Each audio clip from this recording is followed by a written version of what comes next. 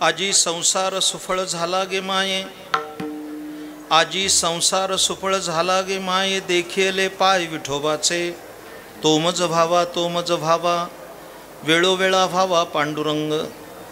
बाप रुक्मादेवी वरून नविसंबे सर्वथा, बाप रुक्मादेवी वरून नविसंबे सर्वथा, निवृत्तीने तत्वता सांगितले, तोमज भावा तोमज भावा, वेळोवेळा भावा पांडुरंग. विठ्ठल विठ्ठल आजी संसार सुफळ झाला गे माये, देखिले पाय विठोबाचे, तोमज भावा तोमज भावा, वेळोवेळा भावा पांडुरंग. स्वानंद साम्राज्याचे चक्रवर्ती संत श्रेष्ठ ज्ञानेश्वर महाराज यांचा हा अभंग आहे. पुण्यसलीला इंद्रायणीच्या तीरावर असणाऱ्या एका वैष्णव तीर्थावर आपण सगळेजण एकत्र आलेलो आहोत. संत श्रेष्ठ ज्ञानेश्वर महाराजांच्या संजीवन समाधीचं औचित्य साधून उदयिक महाराजांचा संजीवन समाधी सोहळा आहे, त्याच्या पूर्वसंध्येचं हे कीर्तन आहे. माझ्या निरूपणाला प्रारंभ करण्यापूर्वी अंतःकरणातील काही सात्विक स्पंदनं व्यक्त करणं कर्तव्य मानतो.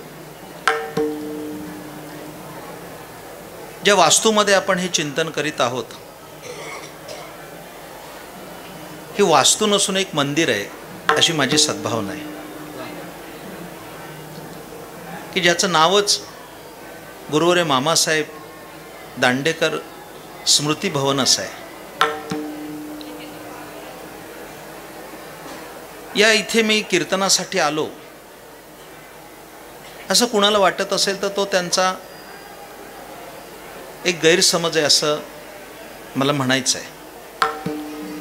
इथं आल्यानंतर काही उपदेशाचे डोस पाजावेत किंवा काही आपल्या विद्वत्तेचं प्रदर्शन करावं असा हेतू नाही आहे.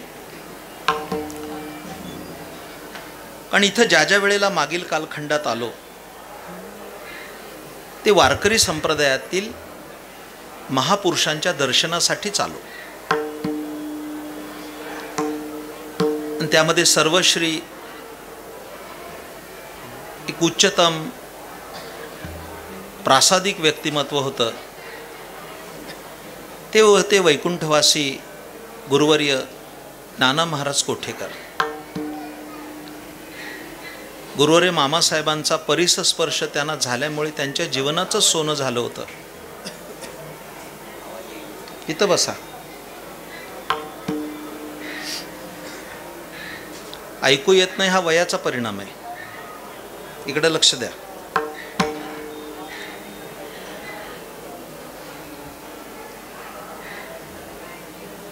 ज्याने ऐकू येते त्याने ऐका.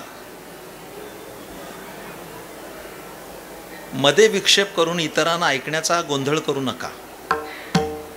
खूप शांततेने ऐका.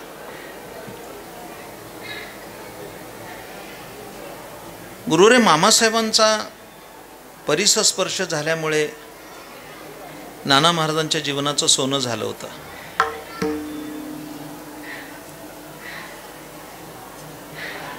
पण साधकांना मार्गदर्शक ठरावं असं ते ऋषितुल्य व्यक्तिमत्व होतं.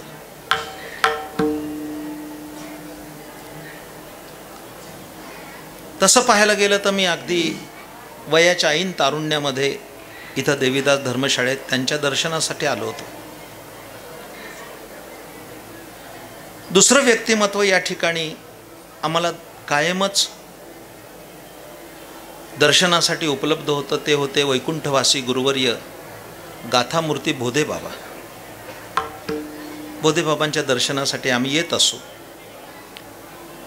आणि अवघ्या महाराष्ट्रामध्ये आज जो मृदुंग वाजतोय ते ज्यांचं खूप मोठं ऋण आहे ते होते मृदुंग महर्षी हरिभक्तीपरायण गुरुवर्य पांडुरंग महाराज वैद्य बाबा.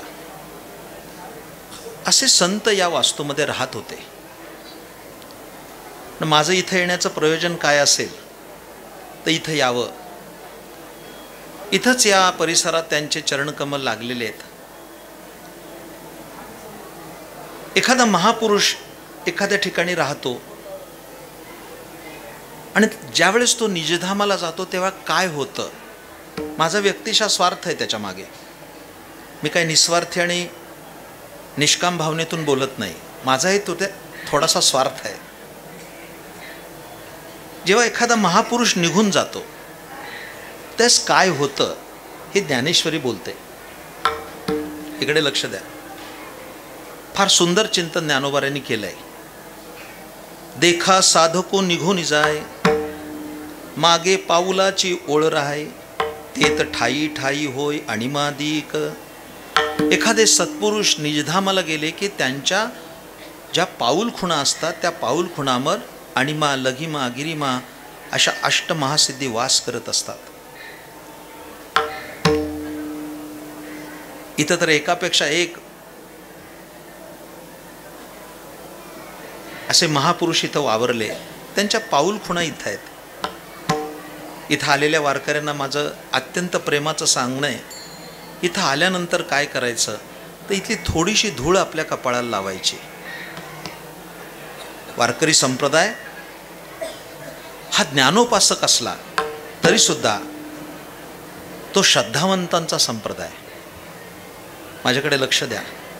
ज्ञान श्रेष्ठ आहे याच्या बाबतीत कोणाचं दुमत नाही, पण ज्ञानाचा जन्म श्रद्धेच्या पोटी आहे हे विसरता कामा नये. ज्ञान जन्माला येतं ते श्रद्धेच्या पोटी येतं. श्रद्धा ही ज्ञानाची जननी आहे. थोडीशी माती कपाळाला लावावी. कारण या महापुरुषांच्या पाऊल खुणांनी ही धर्मशाळा मंडित आहे. आणि म्हणून मी आलो. मी शास्त्री महाराजांना माझा हेतू एवढाच आहे, इथं यायचं. शास्त्री महाराजांनी आग्रह केला, मी आलो. पण इथं आल्यानंतर थोडीशी धूळ कपाळाला लावावी असा हेतू माझा प्रांजळ हेतू होता. मी इथं आलो. इथली थोडीशी धूळसुद्धा मी कपाळाला लावली. माझं येण्याचं काम झालं. इथं आलो, इथली माती थोडीशी कपाळाला लावली की ती माती कपाळाला लावल्यानंतर त्या मातीची किंमत काय आहे हे सांगण्यासाठी एक कीर्तन करावं लागेल. ती धूळ काय किमतीची आहे सांगेन केव्हा तरी पुढील कालखंडात. की ज्या धुळीची अपेक्षा हरिहरांनी करावी इतकी ती किमती आहे.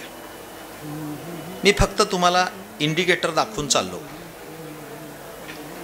ज्या धुळीची अपेक्षा हरिहर करतात, भगवान शंकर करतात, प्रत्यक्ष नारायण करतात, ती धूळ मी कपाळाला लावली आणि माझ्या येण्याचं काम झालं. म्हणजे मी ज्यासाठी आलो होतो ते काम फत्ते झालं. आणि आता आलोच आहे तर कीर्तन करून जातो. ते कीर्तन हा काही प्रधान हेतू नव्हता, पण देवीदासमध्ये यावं, आपली श्रद्धास्थानं या ठिकाणी विसावली होती. मला आजही त्या खोल्यांकडे बघताना अंतःकरण भरून येतं की जिथं महापुरुष राहिले.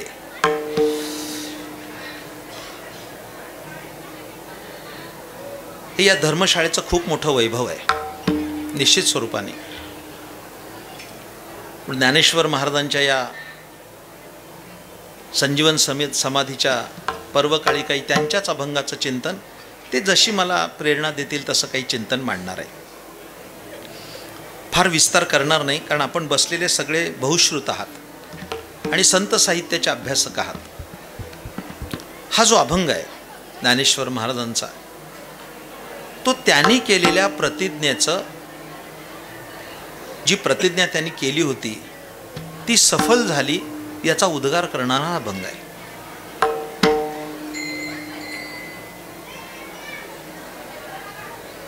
ज्ञानेश्वरीचे अभ्यासक इथं बसलेत.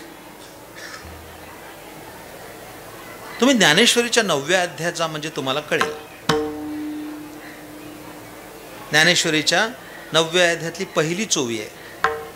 तरी अवधान एकले दिजे, मग सर्व सुखासी पात्र होईजे. पुढे हे प्रतिज्ञोत्तर माझे उघड आहे का. प्रसंगी ज्ञानेश्वर महाराज प्रतिज्ञा करतात. खरं म्हणजे ज्ञानेश्वरी ही खूप सूक्ष्मतेनं अभ्यासली पाहिजे. पारायण करणं वेगळं आणि परायण होणं वेगळं.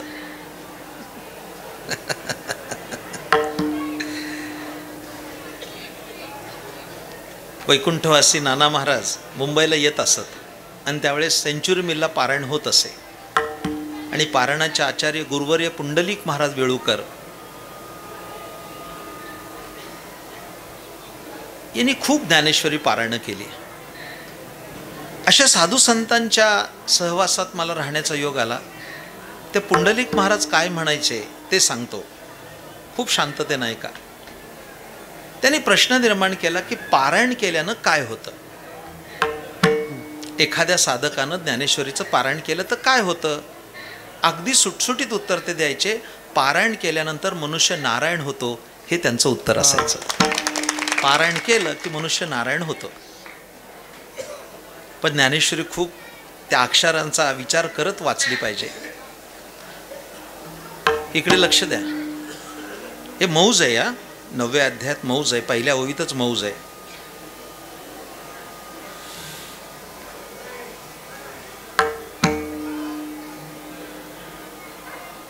फार होणार नाही. बोटाला घट्टे पडतील आणि ग्रंथाची पानं फाटतील, याच्यापेक्षा काय होणार नाही.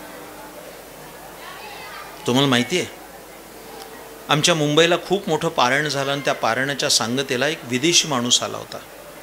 मला नाव आठवत नाही त्याचं, पण त्यांनी 10-15 मिनटं इंग्रजीत भाषण केलं. त्यातलं एक वाक्य फक्त सांगतो. तो म्हणला, मी जागतिक कीर्तीची तत्त्वज्ञानाची पुस्तकं वाचली आणि ज्ञानेश्वरी पण वाचली, पण त्याने इतका सुंदर गौरवपूर्ण उल्लेख केला. तो म्हणाला, जगातलं तत्त्वज्ञान ज्या ठिकाणी संपतं त्या ठिकाणी ज्ञानेश्वरीचं तत्त्वज्ञान सुरू होतं, असा ज्ञानेश्वरीचा गौरवपूर्ण उल्लेख त्यांनी केला. परदेशी पाहुण्यानं सांगितलेलं उत्तर सांगतोय मी तुम्हाला. ज्ञानेश्वरी खूप बारकाईनं अभ्यासली पाहिजे. 9व्या अध्यायाची सुरुवात बघा कशी आहे, फार सुंदर. प्रत्येक शब्द बारकाईनं अभ्यासला पाहिजे.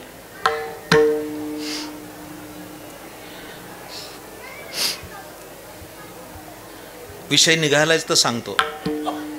ज्ञानेश्वर महाराजांच्या शब्दाची उंची आणि व्याप्ती इतकी मोठी आहे. माझ्याकडे लक्ष द्या.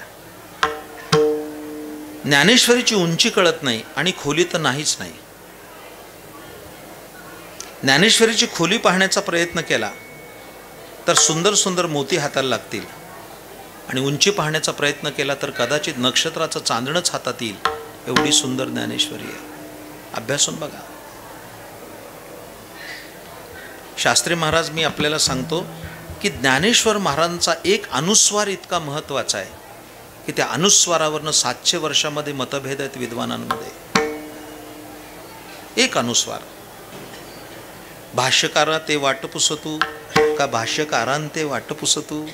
एक मला काय म्हणायचं आहे ती नीट लक्षात घ्या. एक टिंब जर ज्ञानेश्वर महाराजांचा इतका किमतीचा आहे तर शब्द किती महत्त्वाचा, आणि ओवी किती महत्त्वाचा, आणि ग्रंथ किती महत्त्वाचा, त्याच्यावरून आपण अभ्यास करू शकतो. एक अनुस्वार इतका महत्त्वाचा. त्यांनीच त्यांच्या शब्दात त्याचं वैभव सांगितलंय. बिंब तरी बचके एवढे, परिप्रकाशासी त्रैलोक्य थोकडे, शब्दाची व्याप्ती तेने पाडे अनुभवावी. ज्ञानेश्वर महाराज म्हणतात, माझा शब्द असा आहे की बिंब तरी बचके एवढे. बचके एवढे म्हणजे हाताच्या मुठी एवढं. हाताच्या मुठी एवढं सूर्यबिंब दुपारी असतं, माध्यान्हाला डोक्यावर सूर्य येतो त्यावेळेला. ते हाताच्या मुठी एवढं सूर्यबिंब बचके एवढं जरी दिसत असेल तरी सगळ्या त्रैलोक्याला प्रकाश देतं. तसं ज्ञानोबराय म्हणतात, माझा प्रत्येक शब्द त्या सूर्यबिंबासारखा त्रैलोक्याला प्रकाश देणार आहे. ऐकताय काय? आपल्या शब्दाविषयी आत्मविश्वासानं बोलणारा ज्ञानेश्वर महाराजांसारखा महात्मा सापडणं सोपं नाही. त्यांनी स्वतःच्या शब्दाची ताकद सांगितली.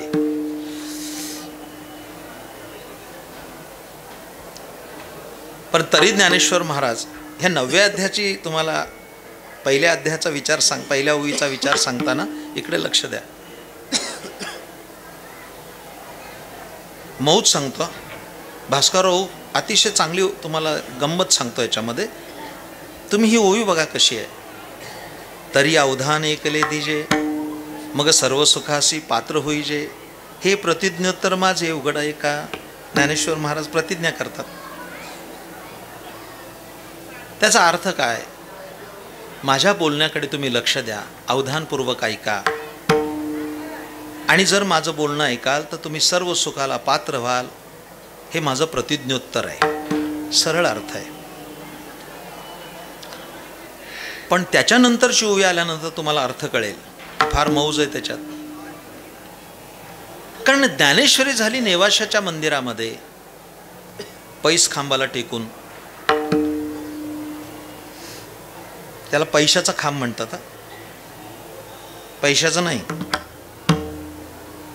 पैस खांब म्हणतात. खूप आश्चर्य आहे. जे ज्ञानेश्वर महाराजांचं वैभवच सांगायचं आहे, सगळाच अभंग सांगून होईल असंही नाही सांगू शकत मी. आणि विचारच एवढा व्यापक आहे की तो मर्यादित शब्दामध्ये आणि मर्यादित वेळेत सांगणं केवळ अशक्य आहे. आता ओठात आले तर पोटात ठेवत नाही. तुम्ही गंमत बघा काय आहे. त्या पैस खांबाला टेकून ज्ञानेश्वरी सांगितली. काहीतरी टेकायला असलं पाहिजे. ते खांब नाही कायला टेकून बसलेतच नाही. फार सुंदर भाव आहेत. मी सगळा अभंग सांगेलच असं नाही, माझ्यावर ते निर्बंध पण नाही शास्त्री महाराजांनी घातलेले. त्या पैस खांबाला टेकून ज्ञानेश्वर महाराज बसले. ज्ञानेश्वरी सांगून झाली. पुढे काय झालं, पुढे काय झालं, त्या खांबाचंच मंदिर झालं. माझ्याकडे लक्ष द्या. जगातली सगळी मंदिरं खांबावर उभी आहेत आणि खांबासाठी एकच मंदिर आहे जगामध्ये, ते ज्ञानेश्वर महाराजांच्या नेवाशाचं मंदिर आहे. माझं बोलणं पूर्ण झालं नाही, पूर्ण झालेलं नाही, नीट ऐका. ज्ञानेश्वर महाराज ज्याच्याकडे पाठ करतात त्याचं जर मंदिर होतं तर ज्यांच्याकडे दृष्टी राहील त्यांचं काय होईल, हा विचाराचा मुद्दा आहे. ज्याला पाठ दाखवतात, पाठ लागली तर त्याचं मंदिर झालं. जे ज्यांच्याकडे दृष्टिक्षेप टाकतील त्यांचं काय होईल, विचार करण्यासारखी गोष्ट आहे. तिथे काय झालं, या ओवीचा संदर्भ सांगताना तिथे काय झालं. ज्ञानेश्वर महाराज बोलून गेले खरे. अनेक ठिकाणी अशा ज्ञानेश्वरीमध्ये प्रसंग आलेत. तेच म्हणतात कधी कधी की बोलत बोलत मी बाजूला गेलो. पण ही ओवी उच्चारल्यानंतर त्यांच्या लक्षात आलं की आपण बोलतोय खरं, पण श्रोतृगणात पहिल्या आसनावर बसले सद्गुरू श्री निवृत्तीनाथ महाराज आपले गुरुजी बसलेत समोर. सोपानदेव बसलेत, मुक्ताबाई बसली आहे. आणि मग सावरून ज्ञानेश्वर महाराज लगेच दुसऱ्या ओवीत म्हणतात, हे प्रतिज्ञोत्तर माझे उघड आहे का. आणि लक्षात आलं की निवृत्तीनाथ समोर आहेत. लगेच म्हणतात, बरी प्रौढीनं बोलो होजी, तुम्हा सर्वज्ञाच्या समाजी. है ना मौज ज्ञानेश्वरीची. आपण बोलतोय सर्व सुखाशी पात्र होऊजे, पण सर्व सुखाचा सागर असणारे सद्गुरू श्री निवृत्तीनाथ समोर बसलेले आहेत. परी प्रौढीनं बोलो होजी.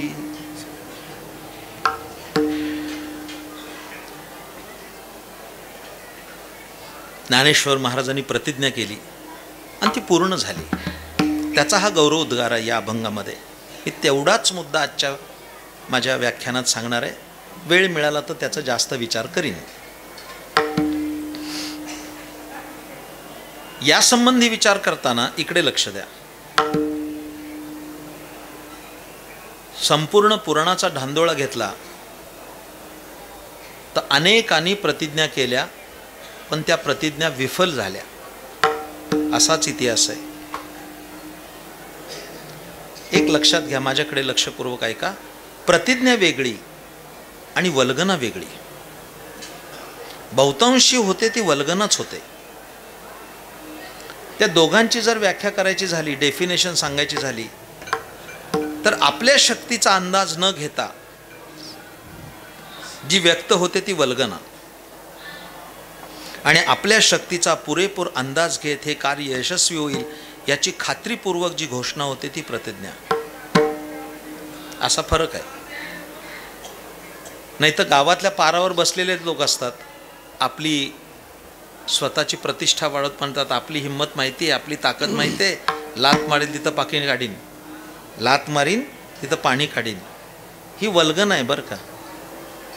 आणि मला कधी कधी असं वाटतं, अशी माणसं झाली तर आनंद आहे, त्यांची रवानगी दुष्काळी जिल्ह्यात करावी. लाथ मारल्याजवळ पाणी निघत असेल तर दुष्काळी जिल्ह्यामध्ये पाठवायचं, पाहिजे तिथं लाथ मारायची, पाणी काढायचं, बोरिंग मशीन बसवायचं, दुष्काळ संपला. असं होत नाही. मोठी माणसं हातबरब झाली मी चिल्लर गोष्टी सांगत बसणार नाही, इकडे लक्ष द्या. दोन मोठ्या माणसांचा विचार समोर आहे की ज्यांनी प्रतिज्ञा केल्या पण त्या वाया गेल्या.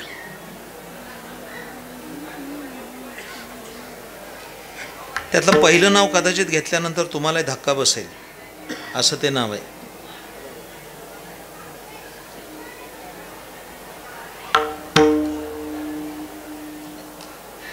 त्याचं नाव आहे लंकाधिपती रावण. खूप मोठा माणूस आहे.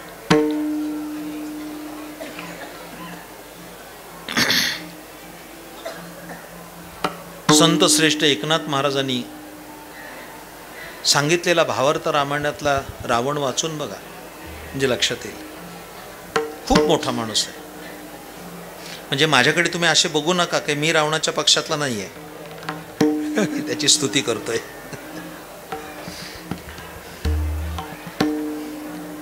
पण पारावरच्या मंडळीमध्ये तंबाखू मळत रावण नालायक होता हे म्हणण्याला शून्य किंमत आहे.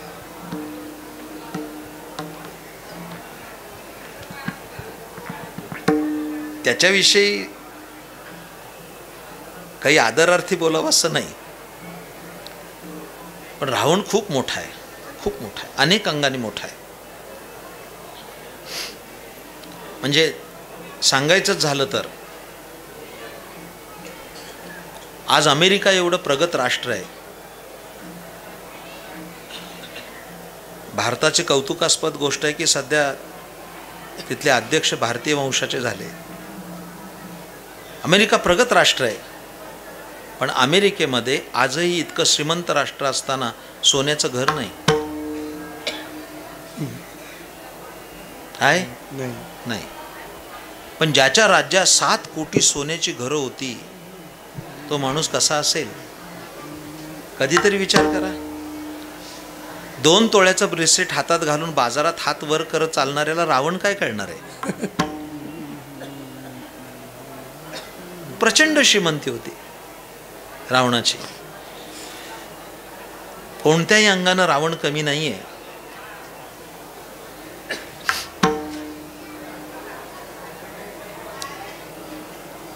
बघताय काय माझ्याकडे 80,000 बायका. नाथ महाराजांनी मांडलेलं गणित आहे. माझ्याकडे असे बघू नका. 80,000 बायका. मला कधी कधी आश्चर्य वाटतं त्या रावणाचं सुद्धा. त्याच्या लक्षात कसं राहिलं असेल. 80,000 बायका. 80 नाही, 80,000. नंतर माझ्या लक्षात आलं की तो लक्षात ठेवू शकेल, कारण 10 डोके असल्यामुळे कॉम्प्युटर मोठा आहे. 80,000 बायका. त्याच्यात अचूक ही आपली बायको कसं लक्षात राहत असेल. 1,00,000 मुलं, 1,25,00,000 नातू. काय रावण असेल. कधी कधी रावणाचा हेवा वाटतो की रावण आत्ता पाहिजे होता. निवडणुकीला उभा राहिला असता तर घरच्याच मतावर निवडून आला असता. त्याला मतं द्या असं सांगावं लागलं नसतं. हा एका बाजूने रावण सांगितलंय मी, पण दुसऱ्या बाजूनं रावण ऐका.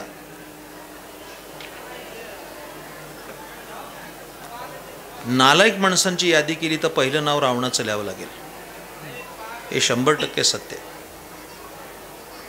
मान्य. पण दुसरी बाजू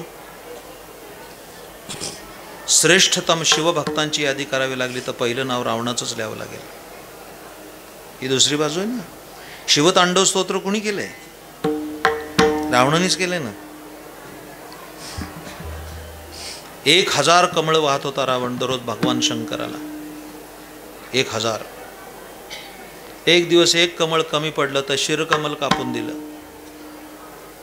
ऐकायचंय तुम्हाला. पुढे ऐकायचंय. सांगू म्हणता.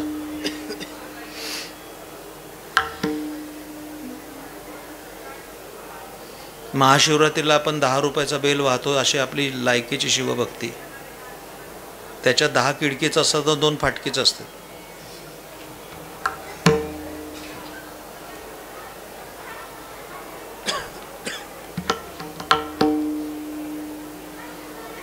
आपल्या हातातल्या शिरा काढून त्यांनी तंतुवाद्य केलं होतं रावणाने. आणि ते तंतुवाद्य वाजून त्यांनी भगवान शंकराला प्रसन्न करून घेतलं. आपल्या हातातल्या शिरा काढल्या, त्या ताणून तंतुवाद्य केलं. मी वेगळं बोलतोय मला माहिती आहे. म्हणजे हातातल्या शिरा काढून रावणाने तंतुवाद्य करून त्याच्यावर भजन केलं आणि भगवान शंकराला प्रसन्न करून घेतलं. ऐका की काय सांगतोय ते. आपण आपल्या हातातल्या शिरा काढतोय बायपास सर्जरीसाठी, म्हणजे हृदयाच्या शिरांना ठिगळं देण्यासाठी आपण आपल्या हातातल्या शिरा काढतोय. त्याने हृदयातला परमात्मा प्रसन्न करण्यासाठी शिरा काढल्या. हे त्यातलं वैशिष्ट्य आहे म्हणावं लागेल रावणाने. आणि परिणाम भगवान शंकर आशुतोष असल्यामुळे प्रसन्न झाले आणि स्वतःचं आत्मलिंग काढून दिलं. तो रावण कसा असेल?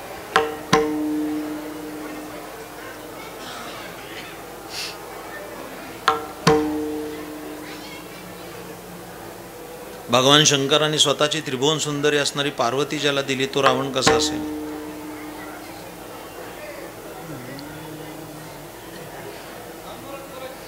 पण असा रावण, त्रिभुवनाला त्राहीमाम करून सोडणारा, त्या प्रभू रामचंद्रांनी ज्यावेळी धारातीर्थी पाडलं, देवानी पुष्पवृष्टी केली रामचंद्र प्रभूंवर.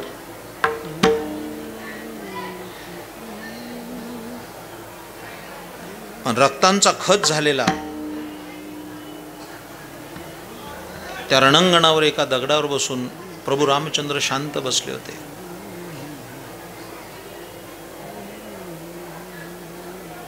भ्राता लक्ष्मण तिथं येऊन त्याने विचारलं की सगळे देव तुझ्यावर पुष्पवृष्टी करतायत आणि तू खिन्न का बसलाय असं. त्या प्रभू रामचंद्राने त्याला सांगितलं, लक्ष्मणा, रावण संपायलाच पाहिजे होता रे, त्याकरता तर आपला अवतार कार्य आहे. पण रावण संपल्यानंतर त्याच्याबरोबर अनेक कलागुणांचा ऱ्हास होईल. रावण उत्तम गायक आहे, रावण उत्तम वादक आहे, रावण पंडित आहे, रावण उत्तम राजनीतिज्ञ आहे, त्याच्यावर त्याचा ऱ्हास होईल.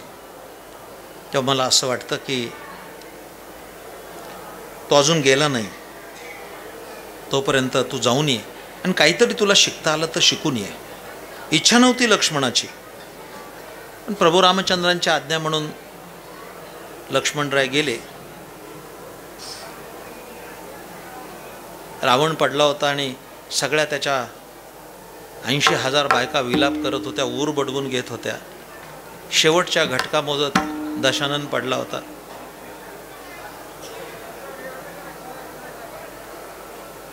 दाशरथी रामाचा बंधू लक्ष्मण तिथे गेल्यानंतर त्याने उर्मटपणानं त्याला सांगितलं, रावणा, हे दाशरथी रामाचा बंधू लक्ष्मण आलोय आणि तुझ्याकडे चांगलं असेल ते मला दे.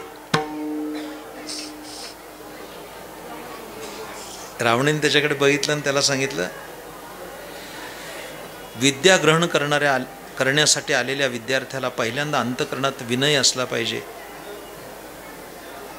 विनय नसणाऱ्या तुझ्या विद्यार्थ्याला मी माझी विद्या देणार नाही, जा. तुम्हाला काय सांगू, अशी एक एक हिमालयासारखी माणसं पाहिली आम्ही.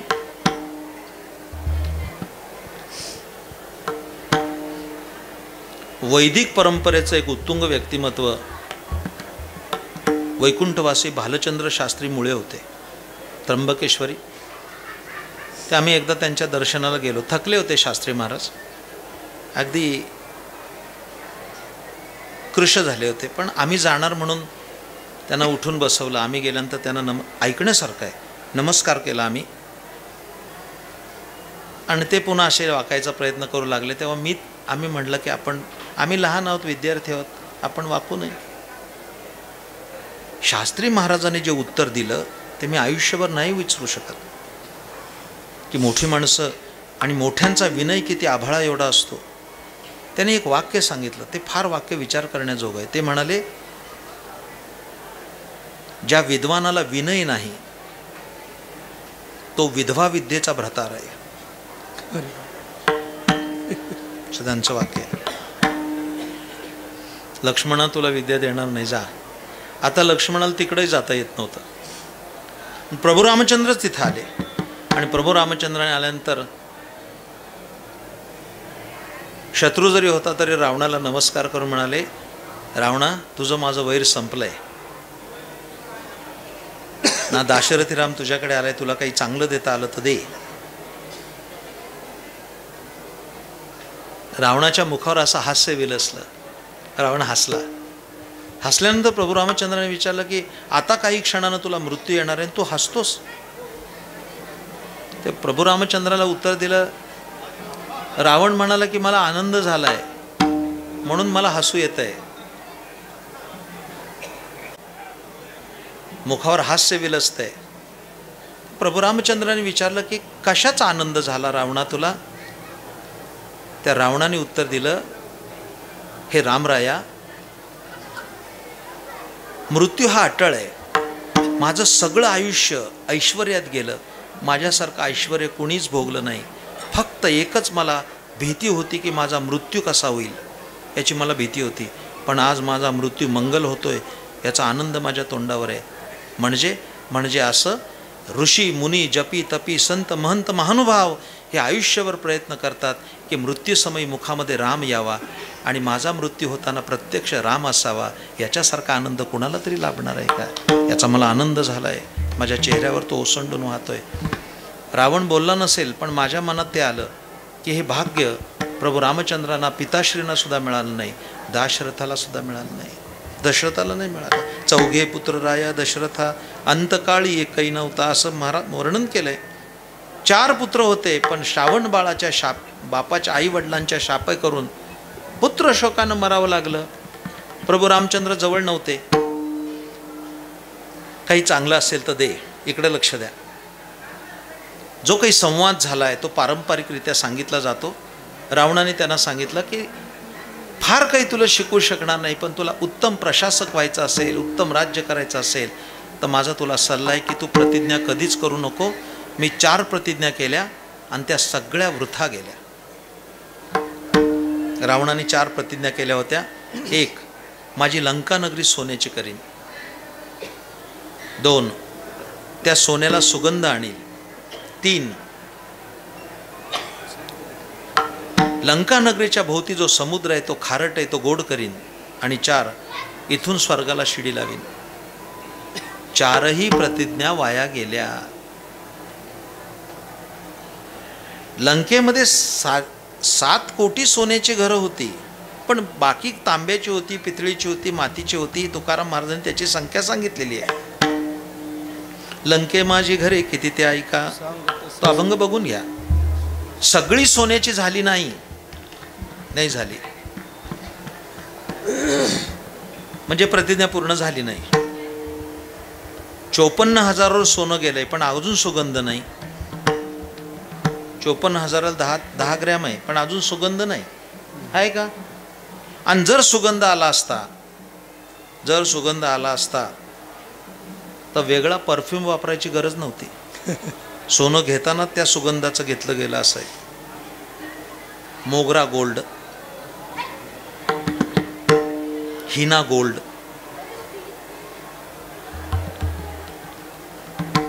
नाही झालं. मुंबईचे लोक आहेत इथं बसलेले, काही दर्यावरती लोक आमचे आलेत. अजूनही समुद्र खारटच आहे हो, नाही गोड झाला. आणि स्वर्गाला शिडी पण लागली गेली नाही त्यावेळेला. आणि जर स्वर्गाला शिडी लागली असती तर आळंदीची वारी कशाला केली असती?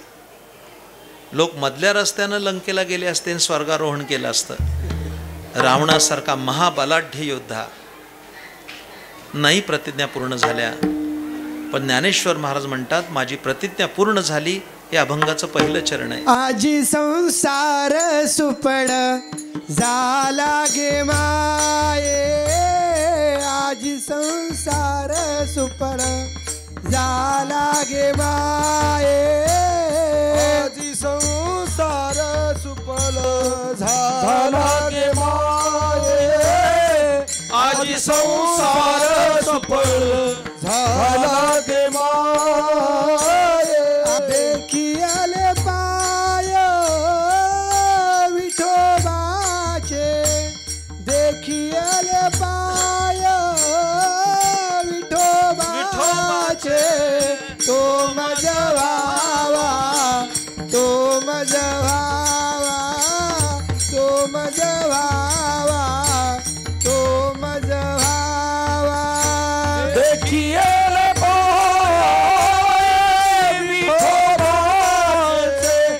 देखिएल पाय विठोबाचे तो मज भावा तो मज भावा तो मज भावा तो मज भावा.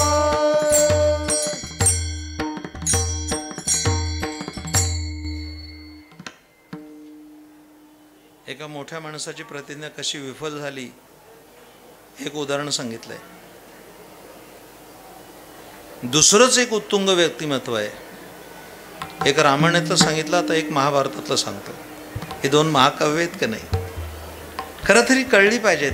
अगदी तुम्हाला वारीत आलेला सांगतो, 2 वाक्यामध्ये रामायण महाभारत एवढं घेऊन जाताना. जे माझं ते माझंच आणि माझ्या भावाचं ते पण माझंच, महाभारत एका वाक्यात. तरी व्याख्या बदलली अजून. माझं ते माझंच आणि माझ्या भावाचं ते पण माझंच ही जुनी व्याख्या. नवीन व्याख्या माझं ते माझंच आणि सगळ्या गावाचं ते पण माझंच, आधुनिक महाभारत. इंच इंच लढवू, मुंबईकरांनाच कळेल, बाकीच्यांना नाही कळणार. आणि हे माझं नाही, हे माझ्या भावाचं आहे. त्यांच्या पादुका ठेवून राज्य करीन, याचं नाव रामायण आहे. वारी, भजन, कीर्तन हे कशा करताय? घराघरातलं महाभारत संपावं आणि रामायण सुरू व्हावं, त्याच्याकरता हा अट्टास आहे. माझ्या प्रिय श्रोत्यानो,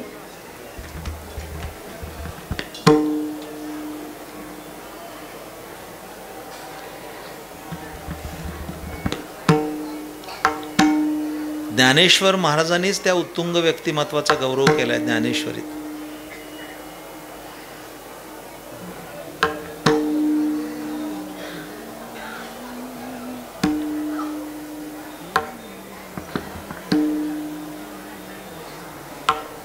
खूप शिकवलं पाहिजे ना आपल्या माणसाला.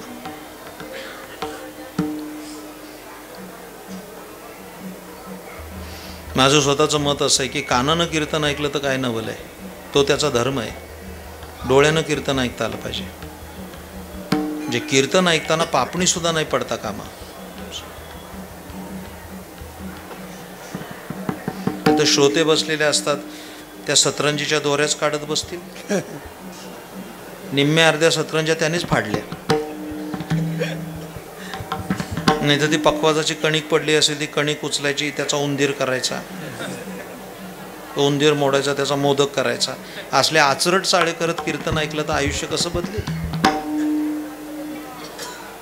कै मी उद्धार पावेन, कै कृपा करील नारायण, ऐसे तुम्ही सांगा संत जन, करा समाधान चित्त माझे.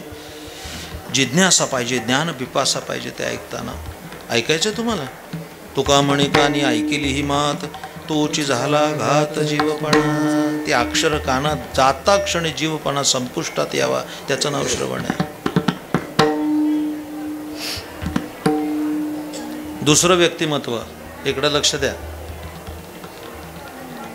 ज्याचं वर्णन ज्ञानेश्वर महाराज. मी तुम्हाला सांगू का, ज्ञानेश्वर महाराज ज्ञानेश्वरीत एक शब्द सुद्धा वायफट घालत नाहीत. एक शब्द, काय ताकद असेल त्या शब्दाची, एक शब्द वायफट नाही. अनेक अंगानं मी सांगेल ज्ञानेश्वरीचं वैभव, एक शब्द वायफट नाही. मी वेगळं बोलतोय हे मला निश्चित माहिती आहे. कौरव पक्षातला योद्धा असताना सुद्धा पितामह भीष्मांचं किती सुंदर वर्णन केलं त्यांनी. ऐकायचंय ज्ञानेश्वर महाराजांच्या शब्दात, काय शब्दाला ताकद आहे. हा भीष्मगंगा नंदनू, जो प्रताप तेजस्वी भानू, रिपुगज पंचाननू कर्णवीरू. एका ओवीमध्ये 2 योद्ध्यांची कर्तृत्व संपन्न भूमिका चपकलपणानं ज्ञानेश्वर महाराजच मांडू शकतात. 2 योद्धे घातलेत एकाच ओवीत, एकाच ओवीत. काय शब्द सामर्थ्य असेल, कुठेही पगळ नाही.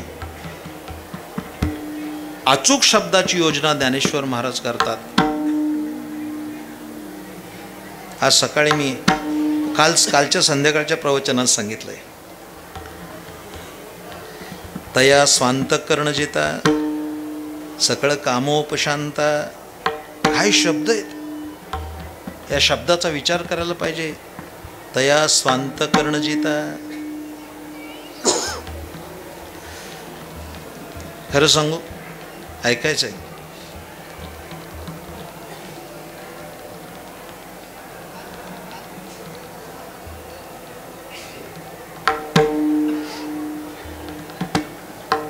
नाशिकला एक व्यक्ती माझ्या कीर्तनाला आली होती. कीर्तन ऐकून ती मला भेटायला आली. मला म्हटले, तुम्हाला घरी मला यावंच लागेल माझ्या. कोणत्या दिशेने जाणार आहात? त्या रस्त्यावर माझं घर आहे, या. ठीक आहे येतो म्हटलं. सकाळी मी गेलो.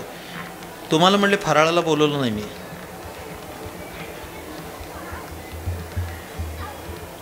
तो स्वतः कवी होता आणि कवी ज्ञानेश्वर महाराज कसे असतील, कवी ज्ञानेश्वर महाराज याची त्यांनी मूर्ती तयार केली होती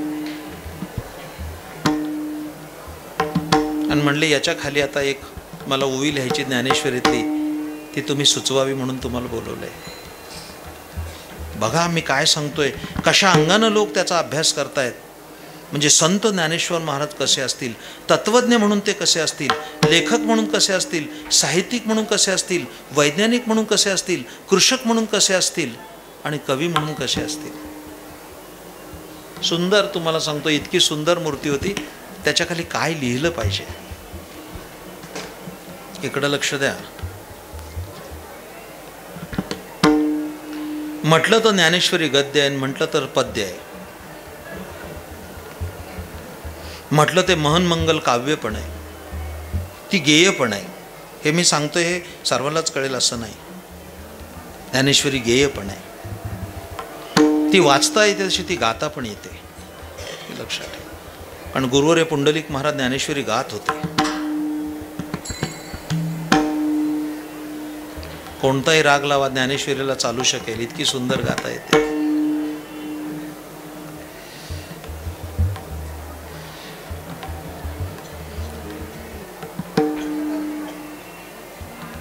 एक ओवी समोर ठेवतो आपल्या, इतकी सुंदर ओवी आहे.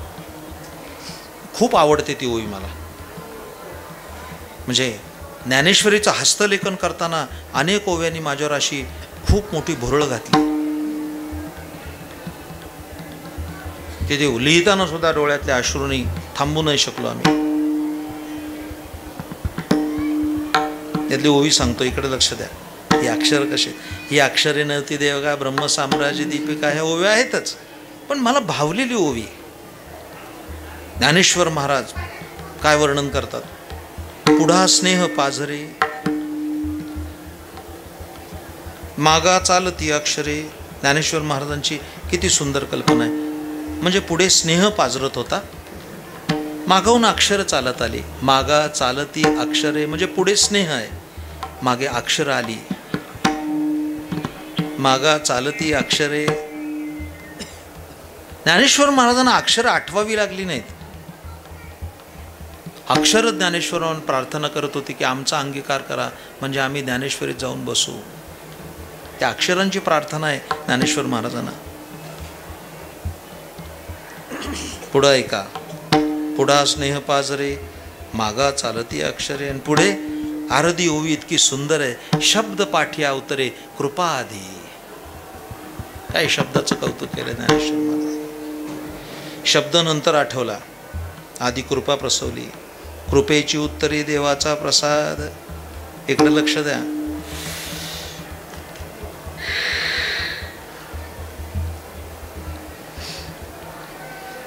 भीष्मांचं वर्णन केलंय त्यांनी.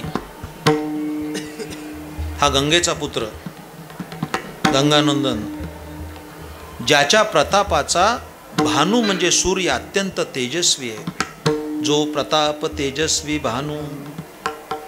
अर्ध्या ओवीमध्ये कर्णाचं वर्णन आहे. मला वेगळं वाटतंय मी काय सांगतोय. जे ज्ञानेश्वर महाराज एक शब्द वायफट घालत नाहीत, ते स्तुतिपाठक तर अजिबात नाहीत. मला असं वाटतं वेगळं बोलतो हे मला 100% माहिती आहे. महाभारत आणि ज्ञानेश्वर महाराज याच्यात खूप कालखंड मोठा असला तरी सुद्धा मला असं वाटतं की ज्ञानेश्वर महाराजांच्या तोंडून आपलं कौतुक व्हावं याकरता भीष्मानं किती तप करावं लागलं असेल, असा माझा विचार आहे. त्यांनी त्यांचं कौतुक केलं हा भाग वेगळा, पण भीष्मानं सुद्धा भीष्म तपश्चर्या करावी लागली असेल हे 2 शब्द त्यांच्या बाबतीत ज्ञानोबाराच्या मुखातून यावेत म्हणून. कदाचित आमचा हा वारकरी संप्रदायाचा स्वाभिमान असेल की ज्ञानेश्वर महाराज इतके उच्चतम वाङ्मय निर्माण करू शकतात, पण भीष्म तसे होते. इकडे लक्ष द्या.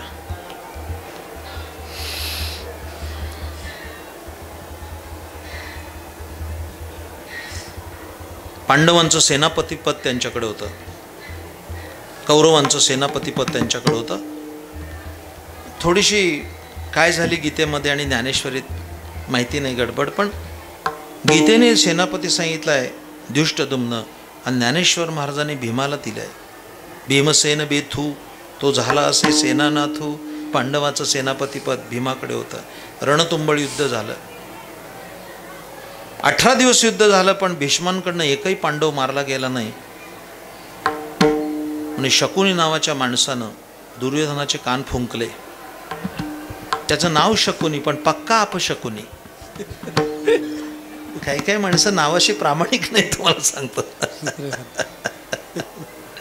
नाव सोनाबाई आणि हाती कतलाचा वाळा. त्याचं नाव शकुनी होतं पण पक्का अपशकुनी. दुर्योधनाला त्याने सांगितलं की हा म्हातारा खातो आपलं, पण तो आपल्या पक्षातला नाही, हे लक्षात ठेव. त्याला आमच्या ग्रामीण भागात म्हणतात माकडाच्या हातात काकडा दिला. ते अगोदर दुर्योधन मर्कटस्य सुरापान, असं झालं. ते संध्याकाळी जाऊन निर्भत्सना केली. तुम्ही पितामह असून सुद्धा एकही पांडव मारला नाही, धिक्कार असो तुमचा. भीष्मांची अस्मिता दुखावली आणि त्यांनी प्रतिज्ञा केली, उद्याच्या उद्या मी सर्व पृथ्वी निपांडवी करेन, एकही पांडव ठेवणार नाही. ही त्यांची प्रतिज्ञा आहे. अहो, पृथ्वीवर विजेचा लोळ पडावा अशी ती कारण भीष्माचार्य बोलतील ते करतील असा त्यांचा लौकिक होता. उद्या काही पांडव राहणार नाहीत. पण रडून रडून डोळे सुजले द्रौपदीचे. कृष्णा धावरे झडकरी, संकट पडले भारी, हरी तू आमुचा कैवारी, आले विघ्न निवारी कृष्णा. भगवान आले. काय झालं म्हणाले, अरे म्हणले भीष्मा सगळे माझे पती मारणार आहे, मी काय करू.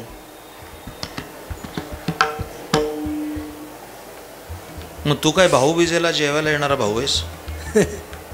बहिणीचं वैधव्य दिसत नाही तुझ्या डोळ्याला? भगवान हसले, म्हणले वेडी आहेस, हा देश पतिव्रतांचा आहे. यमराजानं पती नेला होता, तो सावित्रीने परत आणला, असा इतिहास आहे. तुझे तर अजून खालीच आहेत, अजून यमाच्या तावडीत गेले नाहीत. मग मी सांगतो ते करशील? करेन म्हटले. नक्की नक्की. बघा, माघार घ्यायची नाही. नाही नाही, घेणार नाही म्हणले. माझ्या पतीचं रक्षण करण्यासाठी द्रौपदी कटिबद्ध आहे, सांग काय करायचं ते. तर भगवान कृष्णचंद्राने सांगितलं, मध्यरात्री परपुरुषाच्या तंबूत जाशील.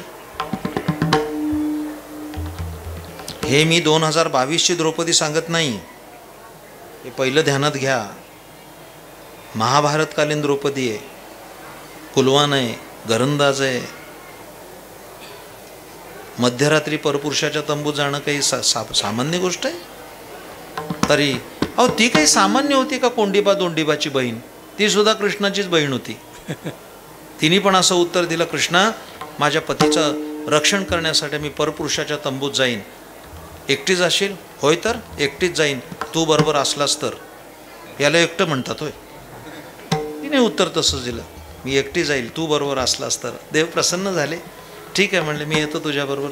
दोघे रस्त्याने चालले आणि रस्त्याने जाताना सगळं राजकारण भगवान कृष्णाने तिला शिकवले की तिथं गेल्यानंतर काय करायचं अचूक. पण माझे जे राजकीय मित्र शास्त्री महाराज आहेत त्यांना सांगतो, तुमचं राजकारण चांगलं करायचं असेल तर कृष्णचरित्र वाचा.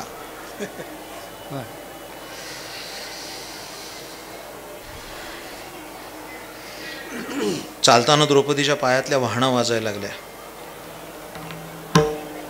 नको तिथं चपल्या नेऊन येत माणसाने. ते भगवान म्हणाले, कशाला आणलीस बाई, ती चप्पल वाजली, एक जरी सैनिक जागा झाला सगळी मसलत फसून जाईल.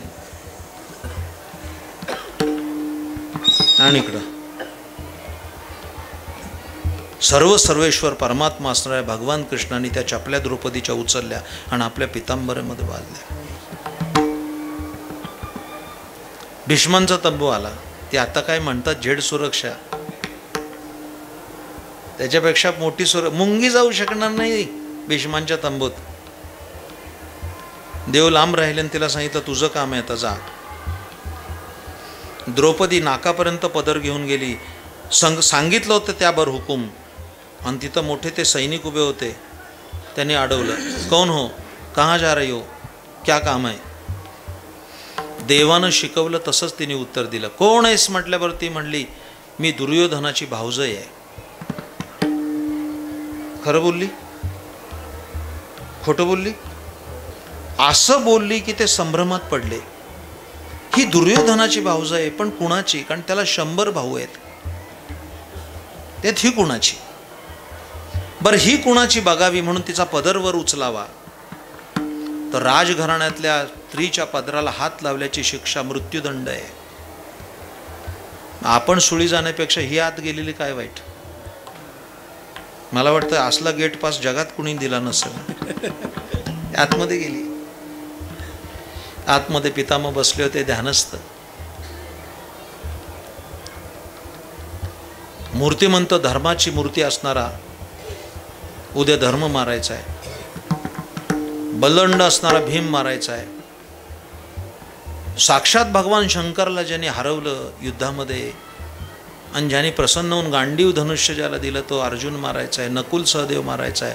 म्हणून वेगवेगळी शास्त्रास्त्र त्याचे मंत्र आठवत बसलेले भीष्म. देवाने सांगितल्याप्रमाणे द्रौपदीने नमस्कार केला भीष्मांना. सांगितलं होतं की नमस्कार करताना हातातल्या बांगड्या वाजल्या पाहिजेत. इथं बसलेल्या सगळ्या ज्या माता भगिनी त्यांना मी सांगतो, देव ब्राह्मण साधू संत याला नमस्कार करताना सुवासिनी स्त्रीने हातातल्या बांगड्या वाजतील असा नमस्कार केला पाहिजे. कारण त्या बांगड्यांची जी किणकिण आवाज येतो त्या आवाजानं पतीचं आयुष्य वाढत असतं असं शास्त्र बोलतं. म्हणून नमस्कार करताना बांगड्या वाजल्या पाहिजेत आणि वाजण्यासाठी त्या घातल्या पाहिजेत. हे पण आता आधुनिक काळात सांगितलं पाहिजे. 1 बँगल आणि 1 वॉच असेल तर त्या कशा वाजतील? तिने असा नमस्कार केला आणि हातातल्या बांगड्या वाजल्याबरोबर पितामह डोळे झाकून होते, त्यांनी डोळे न उघडताच तर्क केला, कोणीतरी बाई आली आहे, आवाज येतोय काकणांचा, कोण आली असेल? पांडव कुलातली येणार नाही, कारण तिला शिपाई सोडणार नाहीत. आली असेल तर कौरवांचीच कोणती तरी बाई आली असेल. नमस्कार करते, पण डोळे मिटूनच आशीर्वचन दिलं, अखंड सौभाग्यवती भव. आणि त्यावेळी द्रौपदी कदाचित म्हणाली असेल, थँक्यू पितामह, आभारी आहे. द्रौपदीचा आवाज ऐकल्याबरोबर पितामहाने डोळे उघडले तर द्रौपदी उभी होती. द्रौपदी तू? होय मीच. कशासाठी आली होती? एवढाच आशीर्वाद मागायला आले होते, मिळाला, निघाले. एकटी चालीस? एकटी चाले. खोटं बोलतीस. शालीन कुलीन घराण्यातल्या बायका अशा मध्यरात्री भटकत नाही, 31 असलं तरी अशी नाही फिरणार. ज्या अर्थी डबा इथं आला त्या अर्थी इंजिन कुठंतरी उभं आहे. वेगानं बाहेर भीष्म आले. ते एका झाडाखाली हा घननीळ सावळा उभाच होता. धावत गेले आणि कृष्णाकडे बघून म्हणाले, कृष्णा, अरे म्हातारा झालास पण अजून तुझा कपटी स्वभाव गेला नाही, आता पण मला फसवलंस. ते म्हणले, आता मला वेळ नाही आहे, कारण मी सध्या ड्रायव्हिंग करतोय, कामाला आहे मी. फक्त मगाची प्रतिज्ञा खरी का आत्ताचा आशीर्वाद करा एवढं सांगा. निघालो. एवढा मोठा धीरोदात्त पुरुष विरघळला हो. आणि भगवान कृष्णाला मला, कृष्णा, या उत्तरायणात माझा देह ठेवायचा आहे, पण जाताना वाईट करून जाणार नाही, माझी प्रतिज्ञा वाया जाईल आणि या मुलीला दिलेला आशीर्वाद खरा होईल. आणि तेवढ्यात लक्ष त्याचं गेलं त्याच्या पितांबराकडं. त्या पितांबरामध्ये चपल्या बांधल्या होत्या ना. ते म्हणले, काय रे ते तुझ्या पितांबरात बांधलंय? देव म्हणलं बघू नका, तो आमचा खाजगी मामला आहे, इकडे लक्ष देऊ नका. तरी भीष्माने त्याच्या निरीला हात घातला आणि टपकन त्या चपला खाली पडल्या.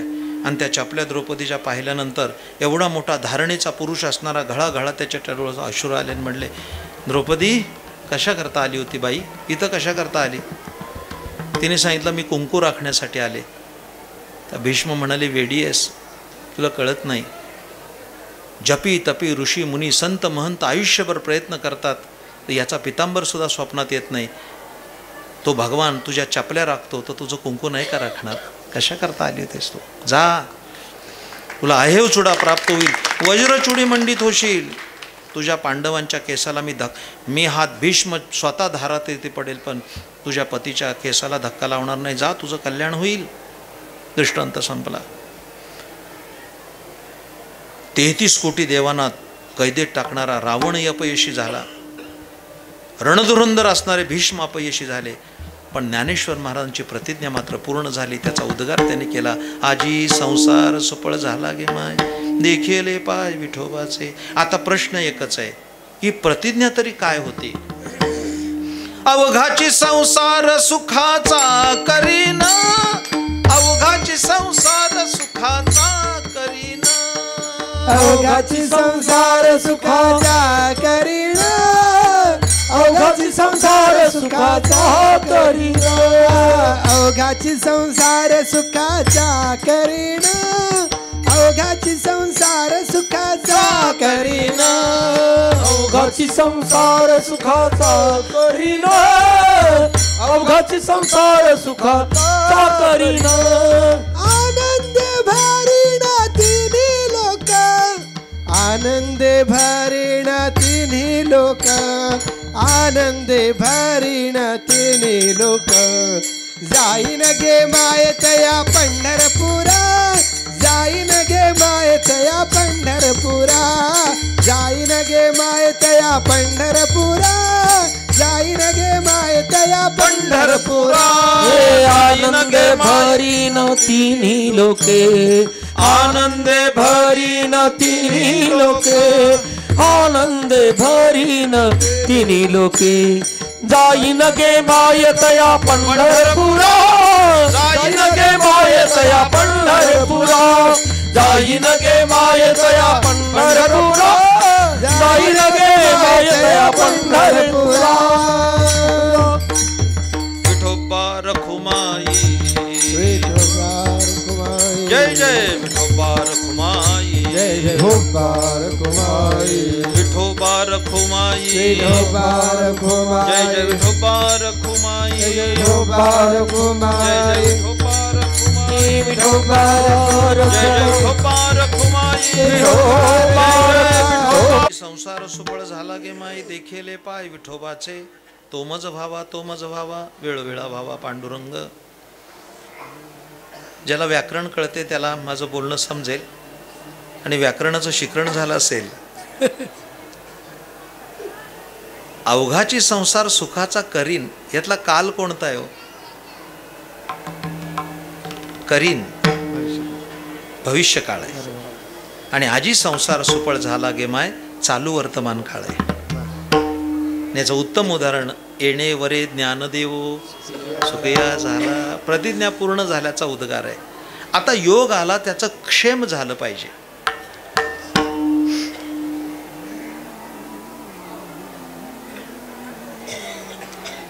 निश्चितच मी वेगळं बोलतो याची जाणीव आहे. जे सर्वजण उद्घोषणा करतात की व्यसन करू नये, पण माझं मत आहे माणूस व्यसनाशिवाय राहू शकत नाही.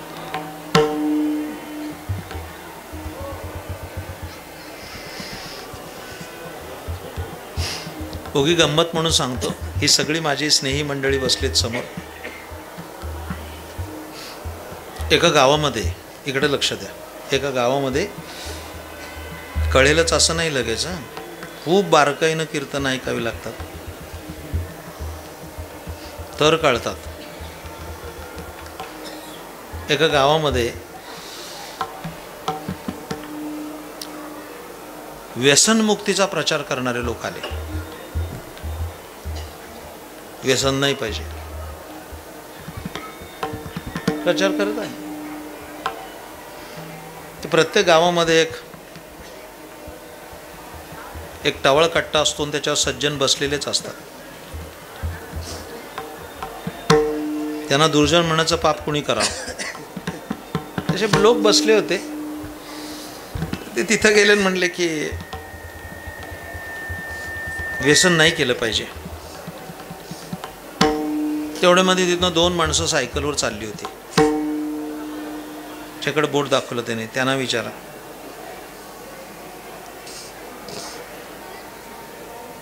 तर सायकलवर जे चालले होते का नाही, हे लोक त्यांच्याकडे गेले आणि त्यांना विचारलं, थांबा म्हणले,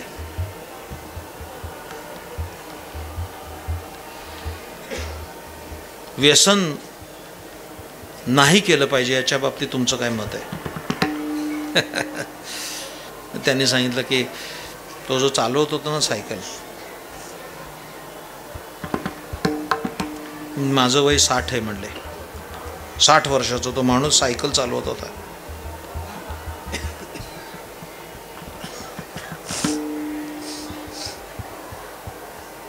आयुष्यात सुपारीचं खांड पण खाल्लं नाही मी.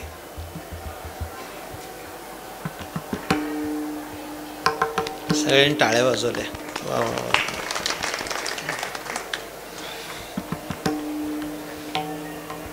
ते सायकलचं कॅरियर असतं का नाही मागं, 80 वर्षाचा म्हातारा बसला होता. हे कोण म्हणले? हे माझे वडील. हां, 80 वर्षाचे? वडील माझे. त्यांना विचारलं, तुमचं काय मत? हा तर म्हणलं सुपारीचं खांड नाही, मी बडीसोप पण खाल्ली नाही. 80 वर्ष जगलो. नीट आहे का? म्हणजे 80 वर्षाचा माणूस सायकलवर बसलाय, 60 वर्षाचा माणूस त्याला डबल सीट घेऊन चाललाय, बाप बेटे. मी त्यांना विचारलं, कुठं चाललाय? तो 60 वर्षाचा माणूस म्हणाला, माझ्या आजोबांना आणायला चाललोय. हा, ते जिवंत आहेत? हो, 110 वर्षाचे आहेत. कुठं आणायला चाललंय? ते दारू पिऊन पडलेत. गोष्ट संपली, कळाली तर बरं झालं.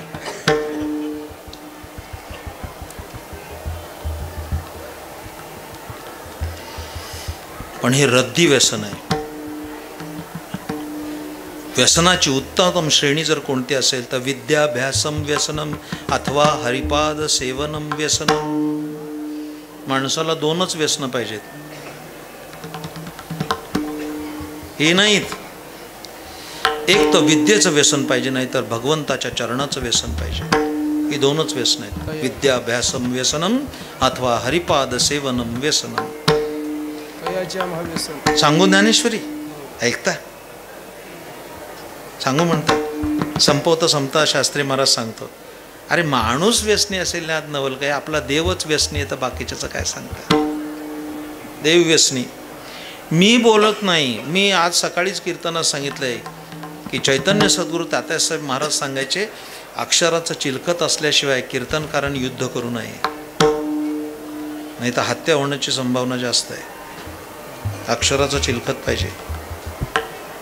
जा 12व्या अध्यायात म्हणजे कळेल. ज्ञानेश्वरीच्या 2 ओव्या घातल्या ज्ञानेश्वर महाराजांनी, एकसारख्या 2 ओव्या. भगवान बोलतोय, तयाचे आम्हा व्यसन ते आमुचे निज ध्यान, किंबहुना समाधान तो मिळे ताई. एक ओवी आहे. आणि लगेच दुसरी ओवी आली, तयाचे आम्हा व्यसन ते आमुचे निजी निधान, किंबहुना समाधान ते मिळती ताई. अशा 2 ओव्या आल्या. देवाला व्यसन आहे. कोणाचं? देवाला व्यसन ज्ञानोबा तुकोबांचं आहे. ते नाही भेटले तर करमत नाही. जरा बोलू का व्यसनाच्या भाषेत? ब्रँड पण बदललेला चालत नाही. त्याला अव्वल दर्जाचा व्यसनी पाहिजे. ब्रँड बदलला तरी तल्लब बागत नाही. म्हणून म्हणलं मी वेगळं बोलतोय निश्चित स्वरूपाने. ज्ञानेश्वर महाराज म्हणतात ते आमचं व्यसन आहे. तो अखंड जवळ असा वाटतंय. तो मज व्हावा, तो मज व्हावा, तो मज व्हावा, तो मज व्हावा, तो तो मज भावा तो मज भावा तो मज भावा तो मज भावा वेळोवेळा व्हावा पांडुरंग वेळोवेळा व्हावा पांडुरंग पांडुरंग पांडुरंग पांडुरंग तो मज भावा तो मज भावा तो मज भावा तो मज भावा वेळोवेळा व्हावा पांडुरंग वेळोवेळा व्हावा पांडुरंग पांडुरंग पांडुरंग पांडुरंग तो मज भावा तो मज भावा तो मज भावा तो मज भावा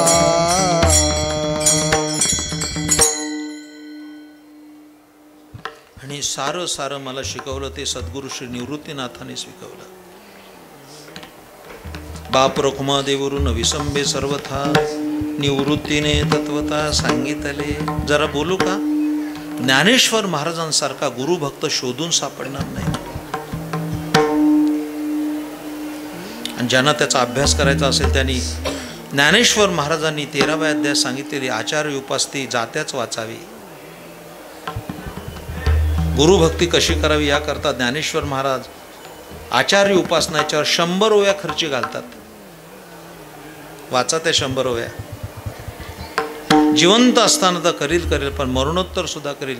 ये शरीरीची माती मिळविन ती एक शेती. ही केवढी मोठी उच्च भावना आहे. नाही तर काय काय शिष्य असे आहेत की माळ घातल्यापासून मरेपर्यंत गुरुची भेट नाही.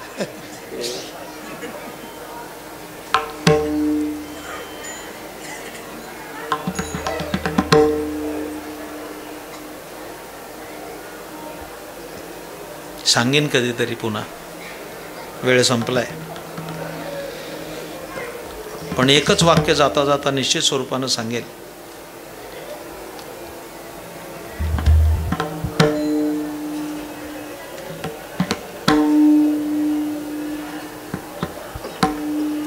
वास्तविक गुरुजीने वर बसलं पाहिजे आणि शिष्यानं खाली बसलं पाहिजे.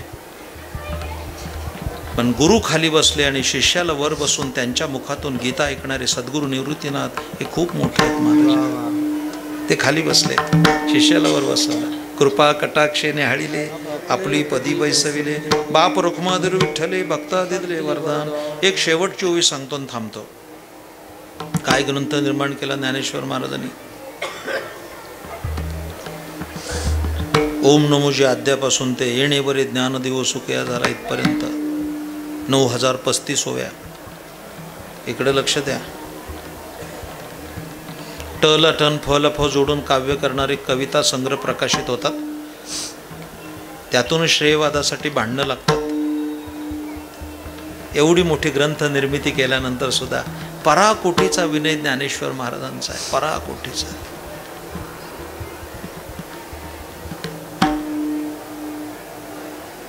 ग्रंथ निर्माण झाला खरा, पण ते त्याचं श्रेय घ्यायचा प्रयत्न करत नाही. हे श्री निवृत्तीनाथाचे गौरव आहे जी साचे. ग्रंथ नो हे कृपेचे वैभव दिये. हे त्यांचं आहे, माझं नाही. माफ करा जास्त बोलल्याबद्दल. उसने प्रबंध लिहून PhD मिळवणारे काही कमी नाही.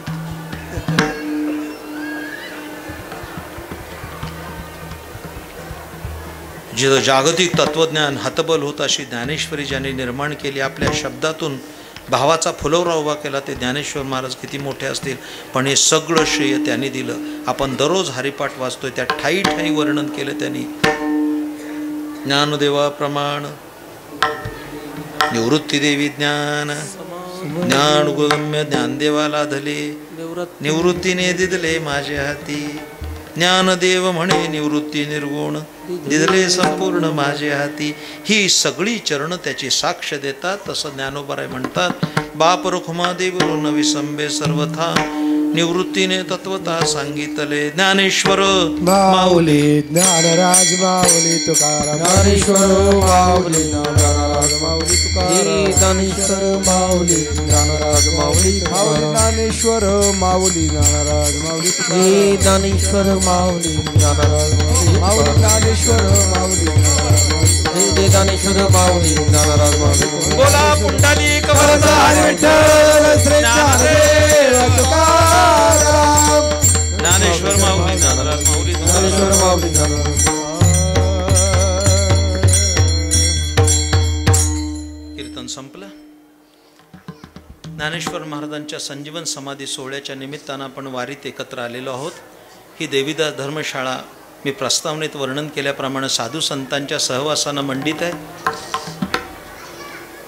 परमश्रद्धेय वैकुंठवासी साधक हृदय सम्राट असणारे नाना महाराज कोठेकर हे आमचे आदर्श होते. आमचे आदर्श आहे निश्चित होते. एका 24 सांगू का, जयाच्या लीले माझी नीती जियाली दिसे असं वर्णन केलं पाहिजे. ते कधी फार बोलत नव्हते. त्यांचा खूप सहवास मला तरी खूप लाभला मुंबईच्या आयुष्यामध्ये. अखंड ज्ञानेश्वरी, अखंड नामस्मरण, फार बोलत नव्हते. तिन्ही देव जैसे परब्रह्मेचे ठसे या अभंगावर त्यांचं मी कीर्तन ऐकलं. फार गोड चिंतन. फार कीर्तन केलं नाही नाना महाराजांनी, फार कीर्तन करत नव्हते. म्हणजे फार कीर्तन करतात ते मोठे असतात असं नाही. मामांची सेवा करत होते. तुम्हाला सांगू का,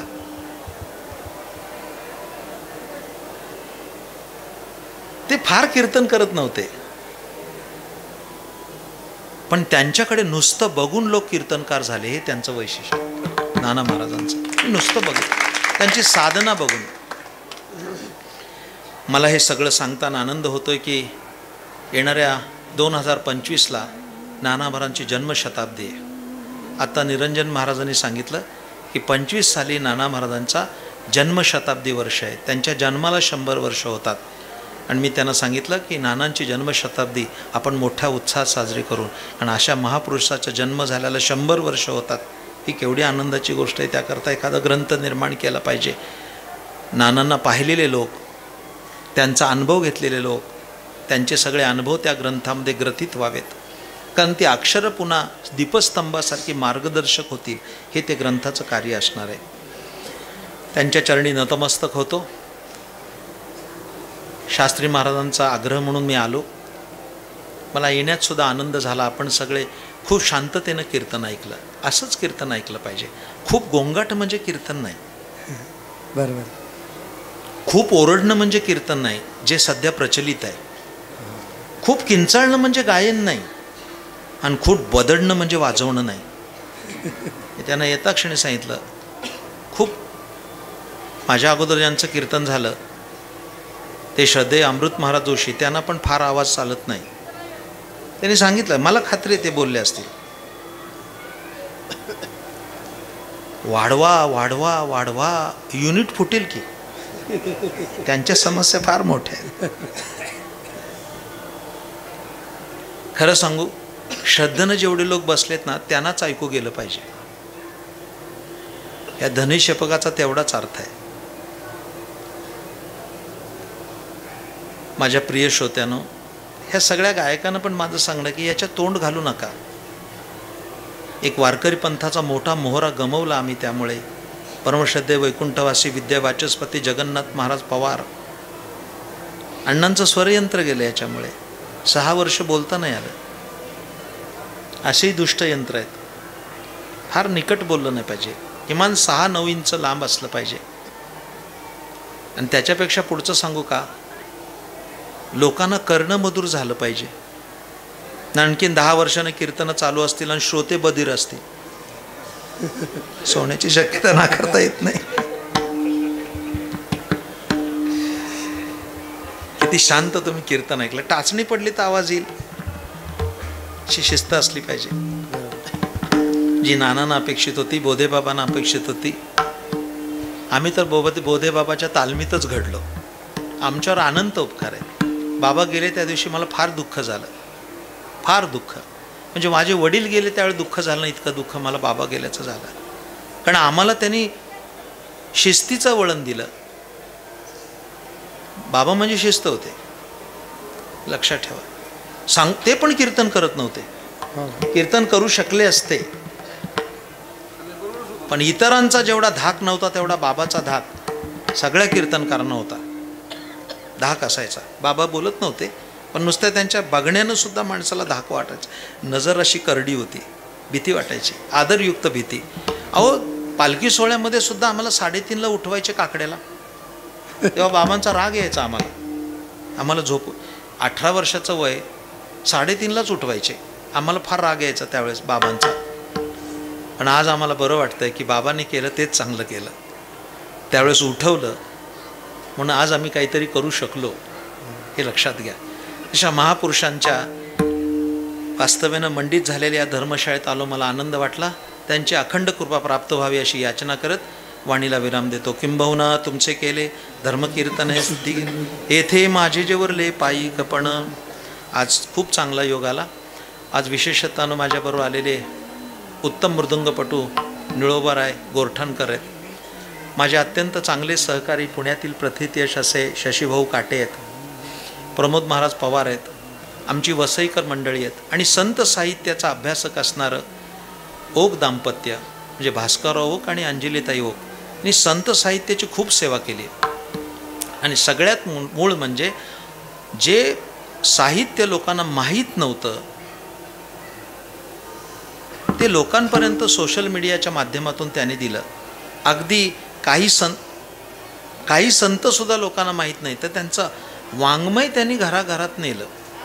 अशी संत साहित्याची उपासक मंडळी या ठिकाणी आहेत. या सर्वांना मी अभिवादन करतो आणि माझ्या सेवेला विराम देतो. किंबहुना तुमचे केले धर्मकीर्तने सिद्धी गेले थे माझे जेवरले पायी. विठ्ठल जय जय विठ्ठल, जय जय विठ्ठल, जय जय विठ्ठल. तुम्हाला आता माझा वेळ होईल कारण मलाही लगेच जायचंय कीर्तनाला.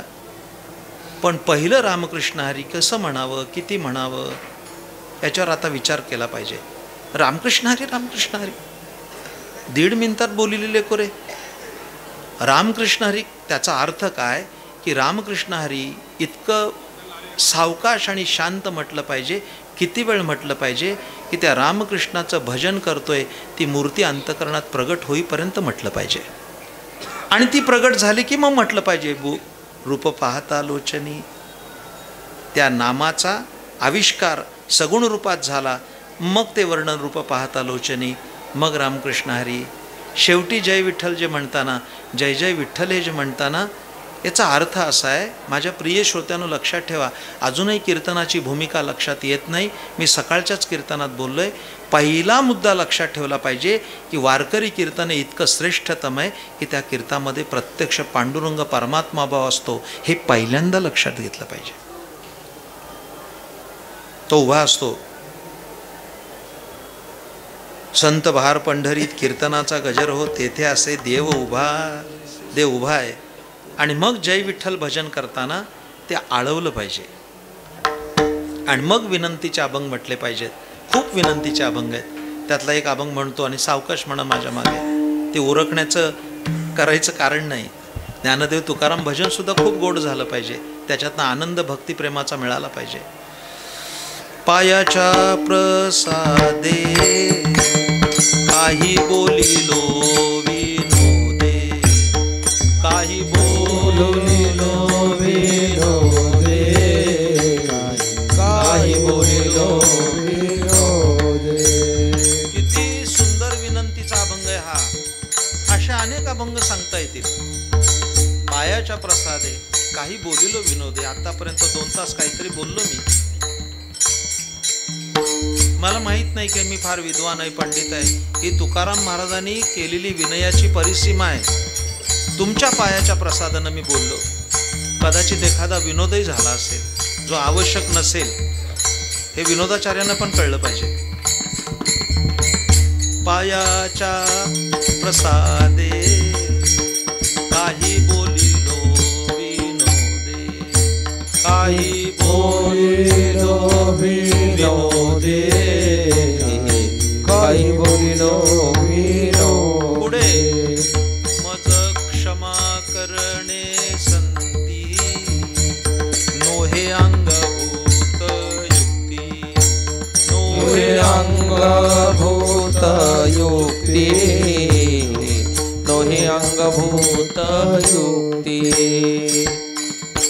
नोहे हा उपदेश तुमचे बडबडी दोषेश हे तुमचे बडबडिलो शेष तुमचे बडबडिलो शेष. मी कसं म्हणतोय नीट ऐकलं पाहिजे.